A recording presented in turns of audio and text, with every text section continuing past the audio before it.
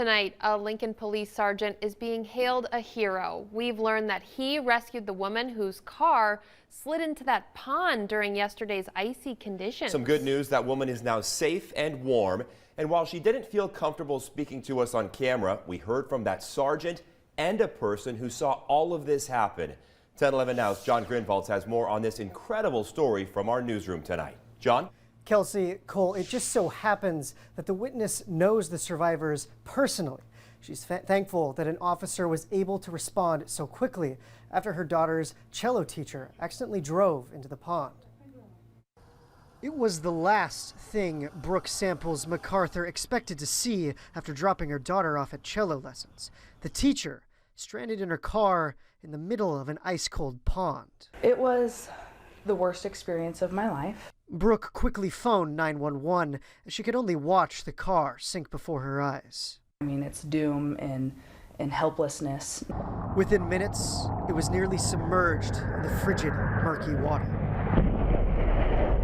Lincoln Police Sergeant Tu Tran was the first to arrive at the scene and wasted no time in taking action. He tore off his belt and vest. Then I just jumped in. I spoke with him today over the phone.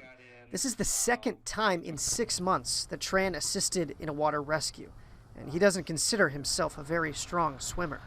And I was still flabbergasted that this was happening for a second time. Tran was able to pull open a door when he reached the middle of the pond. He felt a pair of feet and arms in the dark water and began to pull. He kept his head and the driver's head above water, but as he neared the shore, he says his boots were filled with water and almost tugged him to the bottom. There was a moment near the end that I couldn't kick anymore because it wasn't going anywhere. And so for a moment there, it was getting pretty scary for me.